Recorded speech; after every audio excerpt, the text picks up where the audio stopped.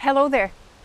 Do you also find yourself sometimes struggling with balance in some particularly challenging movements in your workouts?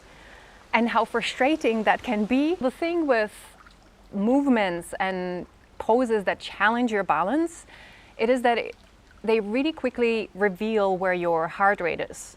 They also very quickly reveal where your mind and where your focus is. The thing with them is that once your focus is off, once you really struggle to concentrate, it will be so much harder for you to keep your balance. Same thing for your heart rate. If your heart rate is way high up, say in the middle of a high intensity workout, it will be again so much more difficult to hold your balance. And if there is a movement in your workout that challenges your balance, say an overhead, it will be really much more difficult and therefore frustrating. Today, I wanted to share a few tips on how to help yourself to focus better and to hold your balance better. It is important to recognize that sometimes you just have good days and sometimes you have bad days. Sometimes in some yoga classes I've seen everybody super focused and managing to hold balancing positions, for example, for a breath 3, 5. But some days, all of us, we would be just off and we would be falling every other second. So just don't be so hard on yourself. Yes, it's frustrating. However, sometimes there are just days like that where it just doesn't really work. No matter what, here are few tips what to do, how to help yourself to maintain your balance. So when we talk balancing poses in yoga, you most likely imagine those fancy, pretty poses that you might see on Instagram. Say a dancer. You hold your foot, you stand on one leg, then you lean forward, and most likely you would be taking this picture somewhere on a rocky beach.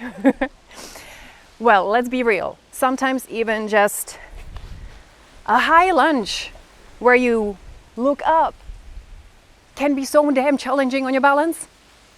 So what do? How can you help yourself? First, help yourself with your focus of your gaze. Where are you looking? Look at one spot and look at spot that doesn't move. So no, don't look at the back of your co-workout friend. No, that's nonsense. Don't look at the back of your friend who's working out in front of you.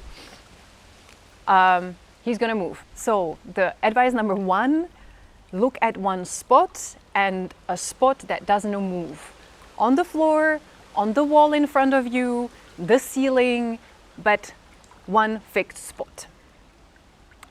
Second tip, you want to focus on the floor where you're standing. What kind of surface are you actually working out on? The thing is that the softer the surface, the more difficult it will be to actually hold your balance. So if you're on a fitness mat or a yoga mat that is relatively thick and you're doing lunges, it's gonna be much harder than if you're doing the same movement, say on a hard rubber floor or even stone floor like we have here now by the pool.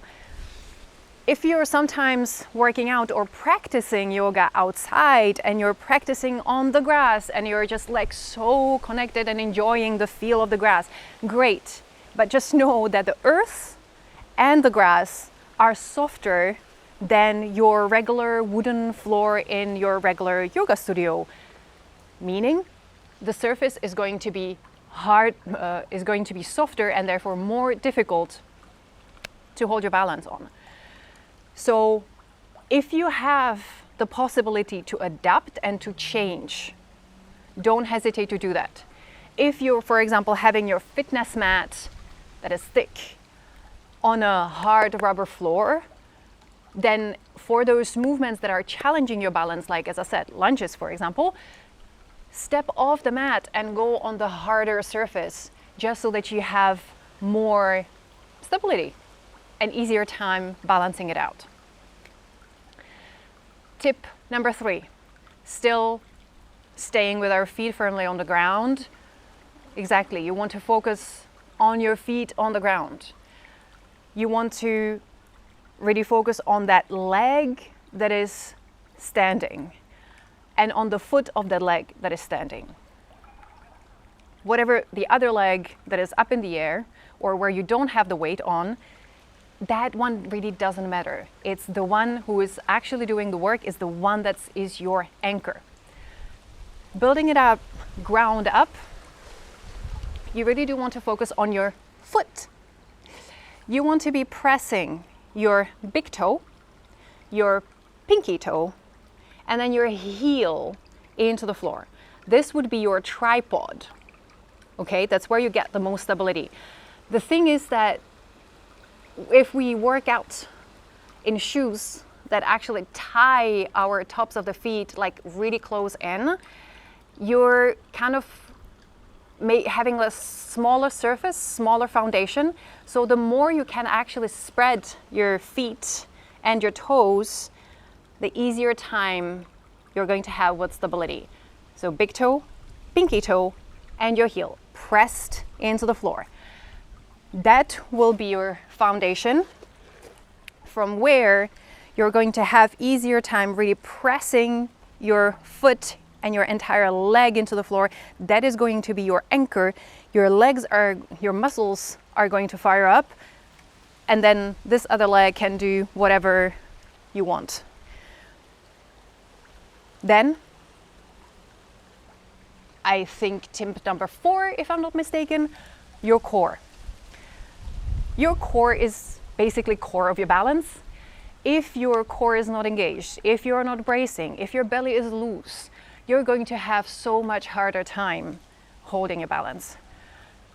So once again, in your lunges, if your core is not engaged, you might actually see it right now from the side.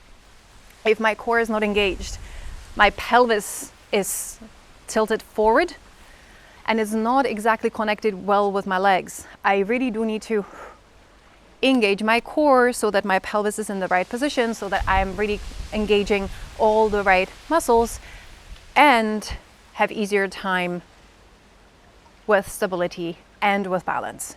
So bracing your core is going to be your best friend next to having the good foundation.